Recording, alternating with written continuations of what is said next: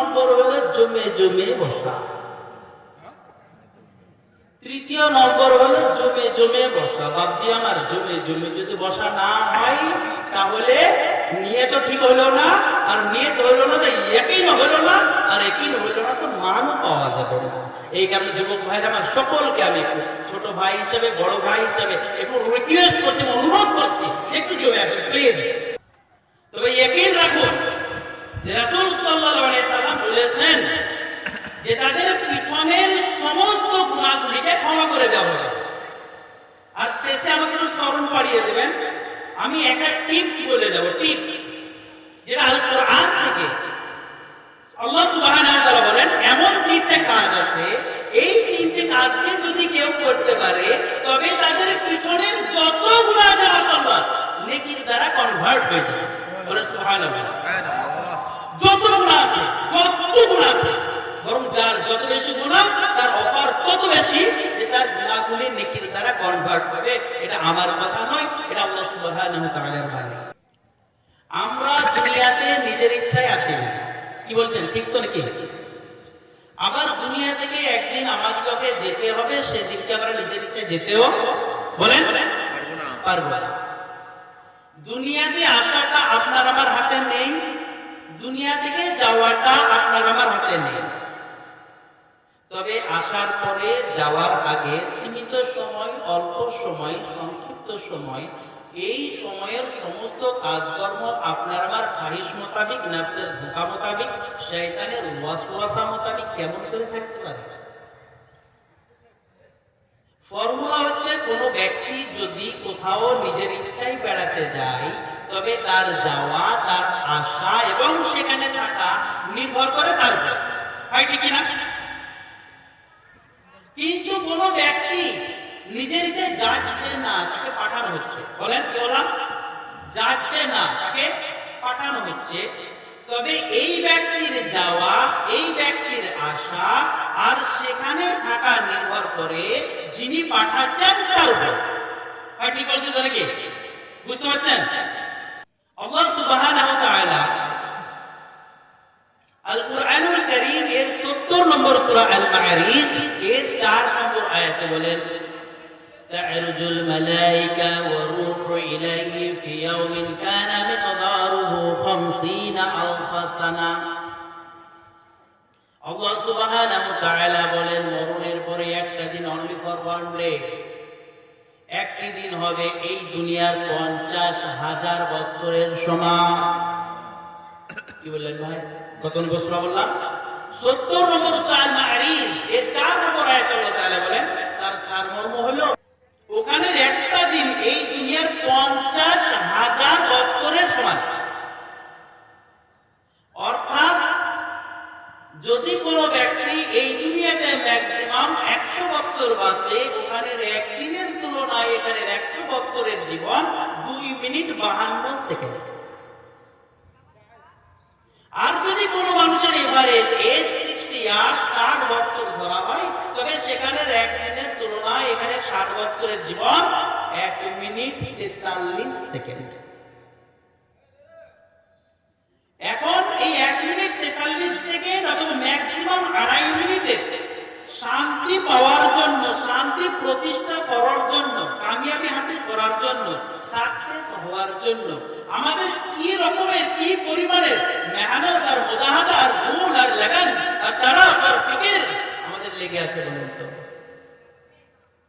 রাতের পর রাত ঘুম নাই, দিনের পর দিন আরাম নাই, ঠিক মতো খাওয়া হয় না, ঠিক মতো লেবাস হয় না, ঠিক মতো কাঁচা কুচা হয় না। ভাই ঠিক বলছে না? হয় না বলেন কেন? যে দুনিয়াতে শান্তি আমাকে পেতে হবে, দুনিয়াতে আমাকে শান্তি কামিয়াবি হাসিল করতে হবে, করতে হবে। এই চিন্তা ফিকির করা এটা কোনো দোষণীয় নয়, কোনো খারাপ নয়। তবে হতে তো হবে আমাকে হালাল পন্থায়। ঠিক বলেন না? হারামে করা যাবে? আরে বলেন না, কথা বলেন। হারামে করা যাবে না? হারামে করেছিল নমরুদ, তারপরে কি হলো? হারামে করেছিল কারুন, ফিরআউন, উতবা, শাইবা, তাদের অবস্থা কি হলো? এই কারণেই ২.৫ মিনিট ম্যাক্সিমাম এর আপনি শান্তি প্রতিষ্ঠার জন্য প্রচেষ্টা করতে পারেন, কিন্তু ইটস মাস্ট বি হইতে হবে কি হালাল রাস্তা, তাই না? হারাম রাস্তায় হবে। তো হালাল রাস্তায় করতে গেলে হালাল জানার দরকার নাই, হারাম জানারও দরকার নাই, নাকি বলেন? ইঞ্জিনিয়ারিং শিখতে গেলে স্কুলে পড়ার দরকার নেই, ডাক্তারি করতে গেলে স্কুল কলেজে পড়ার যাওয়ার দরকার নেই। তো হারাম হালাল যদি আমি পালন করি, আমল করি, তো হারাম হালাল জানার দরকার আছে না? আচ্ছা, আমরা জানি জানি জানি আমি যখন একবার ইউপিতে ছিলাম, বিরাটে, তো আমরা কাছতে একটা জায়গা গিয়েছি, দোকানে গিয়েছি, আর সেই ভাই বলছে যে দোকানে, কাপড়ের দোকান, মৌলভী সাহেব যদি মিথ্যা কথা না বলি তো মাল বিক্রি হবে না। আপনি একটা ফতোয়া শোনেন, কোন ভাই আমার একটা মাল কিনেছে অরিজিনাল, দোকানে বিক্রি করার জন্য 100 টাকায়। একজন কাস্টমার কাছে প্রাণ প্রিয় বন্ধু বলে কাপড়টা লাগবে, বলে নাম, বলে কত দাম? 200 টাকা। বলে একটু কম করো না? হ্যাঁ, তুমি খুব কাছের মানুষ, জানাশোনা মানুষ, পরিচিত মানুষ, তো বেশি আর কত করবো, করা তো নেওয়া যায় না। তো 180 টাকায় কিনে আছে আমি, তোমার বন্ধু বলে 10 টাকা কম দাও, 190 টাকা।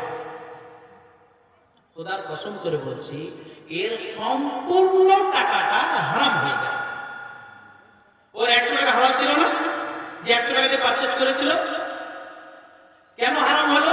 মুসলমানকে প্রতারণা করার কারণে, প্রবঞ্চনা করার কারণে, ধোঁকা দেওয়ার কারণে তার সম্পূর্ণ টাকাটা হারাম হয়ে গেছে।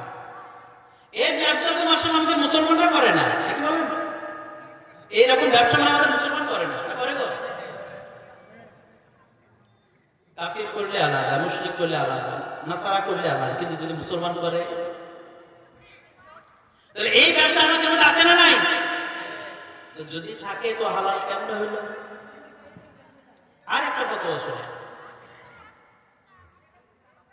আল্লাহ ফর্মুলা হলো, আল্লাহ সুবহানাহু ওয়া তাআলার হুকুমকে উপেক্ষা করে, অর্থাৎ পিছনে ফেলে যদি কেউ দুনিয়া কামানোর প্রচেষ্টা করে, তবে আল্লাহ সুবহানাহু ওয়া তাআলার হুকুমটাকে পিছনে ফেলে যে কামিয়েছে যে সময়টুকু, ওই সময়টুকুর উপার্জিত সমস্ত মাল হারাম।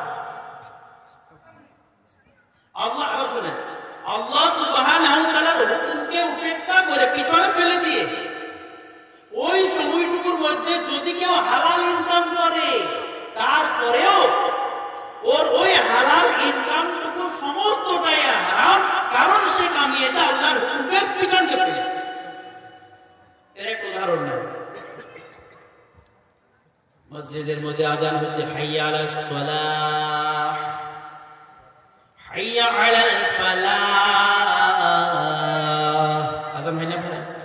আজান কে দেয়? মুয়াজ্জিন দেয় না আল্লাহ দেয়?